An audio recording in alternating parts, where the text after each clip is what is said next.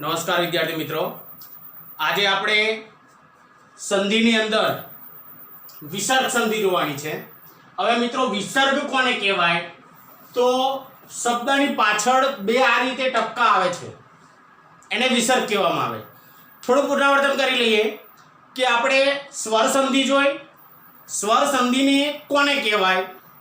તો પૂર્વ શબ્દનો છેલ્લો વર્ણ સ્વર હોય અને અંત્ય એટલે કે ઉત્તર શબ્દનો પહેલો વર્ણ સ્વર હોય। આ બંને સ્વરો પાસ પાસે આવી જતા જે ધ્વનિ પરિવર્તન થાય એને સ્વર સંધિ કહેવામાં આવે છે।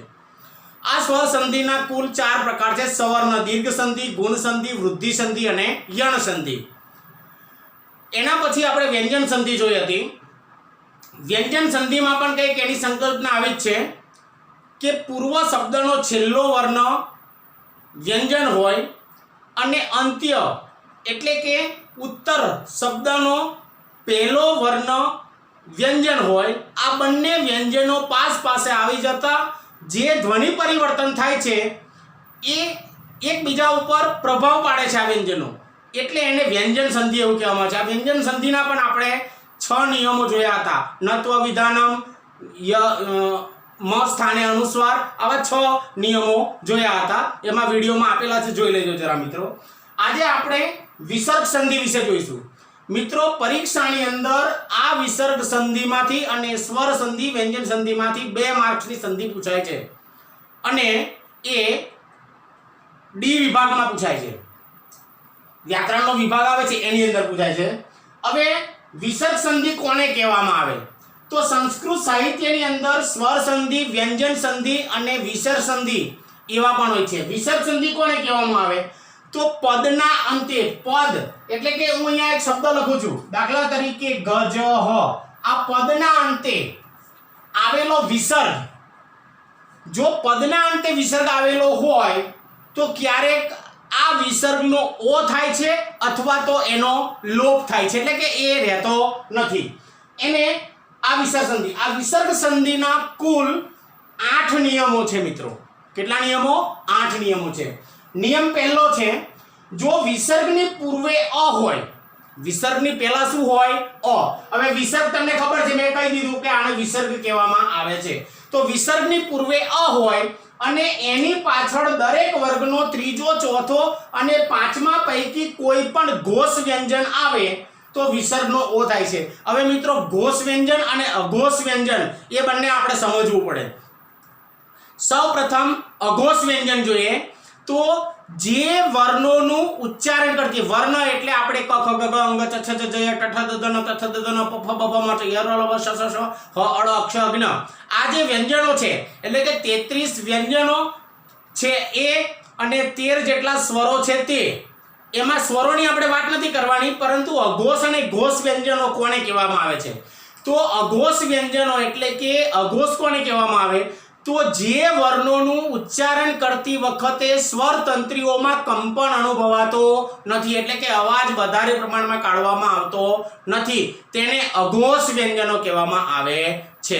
અને ઘોષ વ્યંજનો એટલે કે મિત્રો જે વર્ણોનું ઉચ્ચારણ કરતી વખતે સ્વર તંત્રીઓમાં કંપન અનુભવાય છે એને આપણે ઘોષ વ્યંજનો તરીકે ઓળખીશું। હવે વિસર્ગની પૂર્વે અ હોય અને એની પાછળ દરેક વર્ગનો ત્રીજો, ચોથો કે પાંચમો વર્ણ કોઈ પણ ઘોષ વ્યંજન આવે તો વિસર્ગનો ઓ થાય છે। હવે અહીંયા વર્ગ છે, વર્ણમાળાની અંદર વર્ગ છે ક, ચ, ટ, ત, પ, એમાં ક વર્ગનો ત્રીજો, ચોથો અને પાંચમો વર્ણ એટલે કે બીજા વર્ણને આપણે ગણવાનો નથી, તો ક પછી ખ આવે, બરાબર છે, એ ખ ને ગણવાનો નથી। એ જ રીતે ક વર્ગનો ત્રીજો, ચોથો અને પાંચમો વર્ણ, તો ક વર્ગનો ત્રીજો, ચોથો અને પાંચમો વર્ણ છે ગ, ઘ, અંગ। એ જ રીતે ચ વર્ગનો ત્રીજો, ચોથો અને પાંચમો વર્ણ છે જ, જ અને ય। એ રીતે ટ વર્ગનો ત્રીજો, ચોથો અને પાંચમો વર્ણ છે ટ, પછી ડ, ઢ અને અન। ત વર્ગનો ત્રીજો, ચોથો અને પાંચમો વર્ણ છે દ, ધ, ન। એ રીતે પ વર્ગનો ત્રીજો, ચોથો અને પાંચમો વર્ણ છે બ, ભ, મ। આ રીતે વિસર્ગની પૂર્વે અ હોય અને એની પાછળ કોઈ પણ વર્ગનો ત્રીજો, ચોથો કે પાંચમો વર્ણ ઘોષ વ્યંજન આવે તો વિસર્ગનો ઓ થાય છે। હવે આપણે જોઈએ અહીંયા નૃપહ વત્તા જયતિ, આ નૃપહ છે એની અંદર પની પાછળ આ વિસર્ગ આવેલો છે મિત્રો। બરાબર છે। અને એના પછી ચ વર્ગનો ત્રીજો વર્ણ છે જ, તો નૃપહ વત્તા જયતિ, એટલે કે વિસર્ગની પૂર્વે અ હોય, આ નૃપહ એટલે કે આ વિસર્ગની અંદર અ બોલાય છે મિત્રો, અને એના પાછળ ચ વર્ગનો ત્રીજો વર્ણ જ આવે છે, એટલે આ વિસર્ગનો લોપ થાય છે અને એની જગ્યાએ એનો ઓ મુકાય છે, તો નૃપહ વત્તા જયતિ બરાબર નૃપો જયતિ। એ જ રીતે અહીંયા કૃષકઃ, તો ક ની અંદર અ બોલાય છે અને પાછળ વિસર્ગ આવેલો છે, તો આ વિસર્ગનો લોપ થાય છે અને અહીંયા આગળ પ વર્ગનો પાંચમો વર્ણ છે એ મ છે, એટલે કે કૃષકઃ વત્તા મોદતે બરાબર કૃષકો મોદતે। પછી અહીંયા આગળ દેવઃ, વ ની અંદર અ સમાયેલો છે અને વિસર્ગનો લોપ થાય છે અને મ વર્ગ છે એ પાંચમો વર્ણ છે પ વર્ગનો, તો દેવો મહેશ્વરઃ એવો અર્થ થાય છે। એટલે કે વિસર્ગની પૂર્વે અ આવેલો હોય અને એની પાછળ કોઈ પણ વર્ગનો ત્રીજો ચોથો કે પાંચમો વર્ણ આવેલો હોય તો મિત્ર વિસર્ગનો લોપ થાય છે અને એની જગ્યાએ એનો ઓ મૂકવામાં આવે છે। અહીંયા નૃપઃ વત્તા જયતિ, આ વિસર્ગનો લોપ થઈ ગયો અને અહીંયા ઓ મૂક્યો નૃપો જયતિ। એના પછી બીજો નિયમ છે કે વિસર્ગની પૂર્વે અ હોય અને એની પાછળ ય ર લ વ અને હ પૈકી કોઈ પણ અંતસ્થ ઘોષ વ્યંજન આવે તો વિસર્ગનો ઓ થાય છે। વિસર્ગની પૂર્વે અ હોય અને એની પાછળ ય ર લ વ કે હ અંતસ્થ ઘોષ વ્યંજન આવે તો વિસર્ગનો ઓ થાય છે। મેં તમને કહી દીધું અંતસ્થ એટલે પૂંછડિયા, છેલ્લા શબ્દો, અંતસ્થ એટલે છેલ્લા શબ્દો।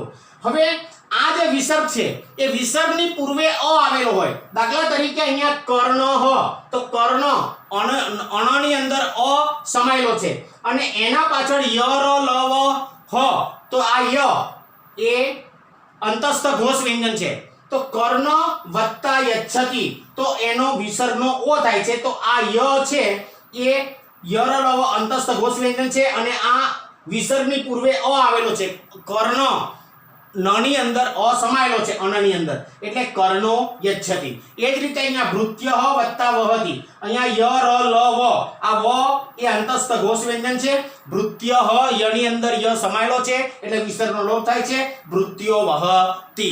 એટલે કે વિસર્ગની પૂર્વે અ હોય અને એની પાછળ ય ર લ વ કે હ માંથી કોઈ પણ અંતસ્થ ઘોષ વ્યંજન આવે તો વિસર્ગનો લોપ થાય છે અને એની જગ્યાએ ઓ મુકાય છે, વિસર્ગનો શું મુકાય છે? ઓ મુકાય છે।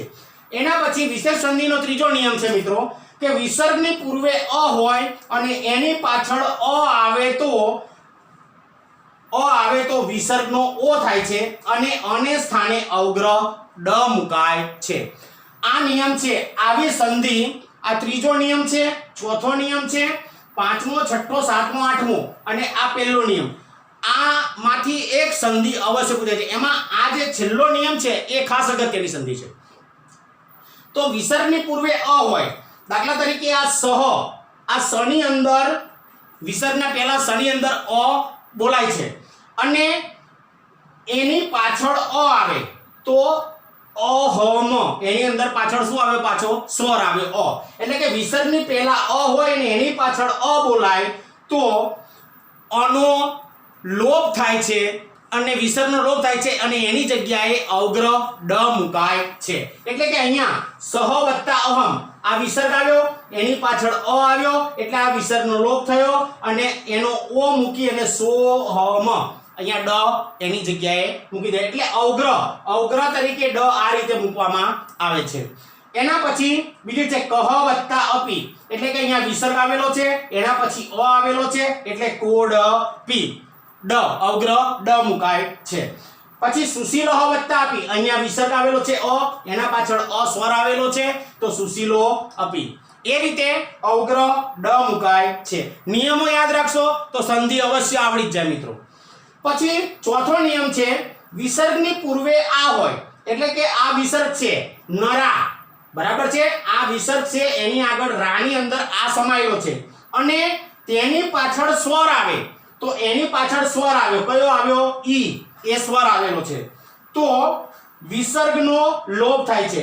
તો નરા વત્તા ઈ, આ વિસર્ગ હોય એની આગળ આ બોલાતો હોય અને એની પાછળ સ્વર આવતો હોય તો વિસર્ગનો લોપ થાય છે. એટલે કે નરા વત્તા ઈમે આગળ આ આવતો હોય તો વિસર્ગનો લોપ થાય છે. એટલે આપણે અહીંયા આગળ આ વિસર્ગને કાઢીને આનું આ જ પદ વત્તાકારની નિશાની પ્લસની નિશાની મૂક્યા વગર એનો એ શબ્દ મૂકી દેવાનો છે, નરા વત્તા ઈમે. એ જ રીતે ઉર્જાયા વત્તા ઉપયોગ, તો અહીંયા આગળ યાની અંદર આ બોલાય છે, પાછળ ઉ એ સ્વર આવેલો છે તો આ વિસર્ગનો લોપ થાય છે એટલે ઉર્જાયા ઉપયોગ. એ રીતે એનો આખું પદ એટલે કે ખાલી આ વિસર્ગ જ કાઢી અને એને આખો ને આખો શબ્દ વત્તાકારની નિશાની મૂક્યા વગર મૂકી દેવાનો છે.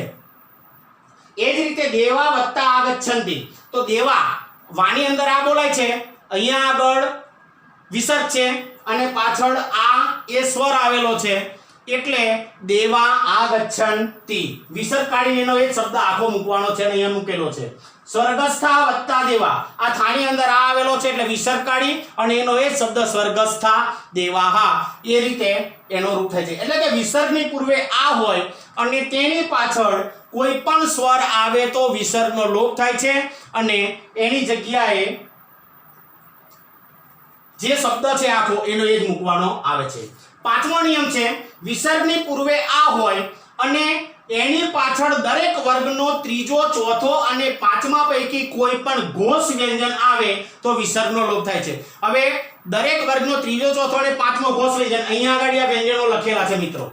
આ જે વ્યંજનો છે એ લખેલા છે અહીંયા આગળ, ત્રીજો, ચોથો અને પાંચમો વર્ણ.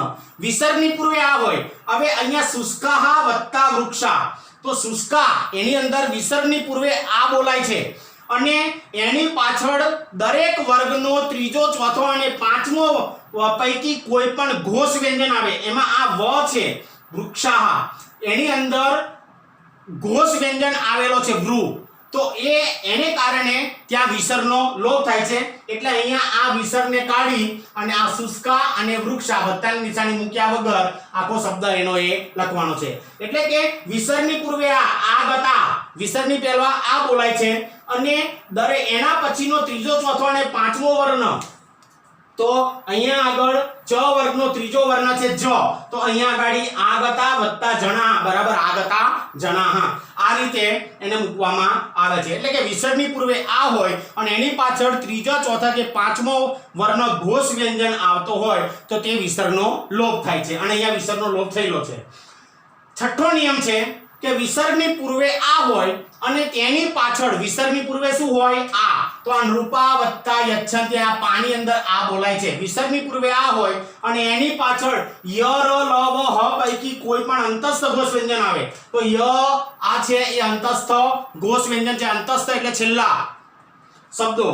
તો નૃપાહા વત્તા યચ્છન્તિ, તો પણ વિસર્ગનો શું થાય છે, લોપ થાય છે. એટલે કે વિસર્ગની પૂર્વે આ હોય અને એના પાછળ ય ર લ વ કે હ પૈકી કોઈ પણ અંતસ્થ ઘોષ વ્યંજન આવે તો વિસર્ગનો લોપ થાય છે. તો નૃપાહા આ પાણી અંદર આ છે અને આ અંતસ્થ ઘોષ વ્યંજન ય છે એટલે આ વિસર્ગને કાઢી નાખવાનો અને આખો શબ્દ પ્લસની નિશાની મૂક્યા વગર એને એ મૂકી દેવાનો, નૃપા યચ્છન્તિ. એ જ રીતે તંતુવાયા, અહીંયા આહાની અંદર આ બોલાય છે અને પાછળ વ છે એ અંતસ્થ ઘોષ વ્યંજન છે એટલા માટે તંતુવાયા વત્તા વહંતિ બરાબર તંતુવાયા વહંતિ. સાતમો નિયમ છે મિત્રો, વિસર્ગની પૂર્વે અ આવેલો હોય અને એની પાછળ અ સિવાયનો કોઈ પણ સ્વર આવે તો વિસર્ગનો લોપ થાય છે.